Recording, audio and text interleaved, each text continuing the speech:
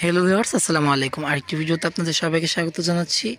এই দেখুন, এটা হচ্ছে আমার বাগানের একটা গাছ। কি গাছ বলবো আর এটাকে, এটা হচ্ছে চন্দ্রমল্লিকার একটা গাছ। এবং এই চন্দ্রমল্লিকা গাছটা কিন্তু এবার শীতের জন্য আমি ফুল নিব।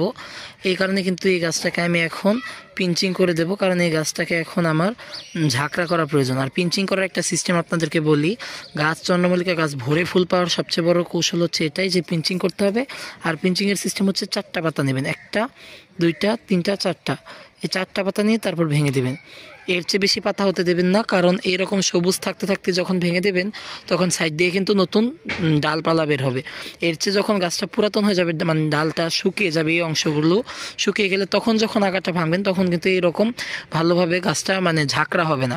তাই এরকম 4টা পাতা যতক্ষণ আছে ততক্ষণই কিন্তু তুলে ফেলবেন, মানে ভেঙে ফেলবেন। আর এটা ফেলবেন না, এটা দিয়ে কিন্তু নতুন চারা তৈরি করা সম্ভব। কেবল এটাকে ভেজা বালিতে ছায়াযুক্ত স্থানে পুঁতে রাখলে এর থেকে নতুন চারা পাওয়া যাবে। তো এই ছিল আজকের ভিডিও। ধন্যবাদ সবাইকে। আসসালামু আলাইকুম।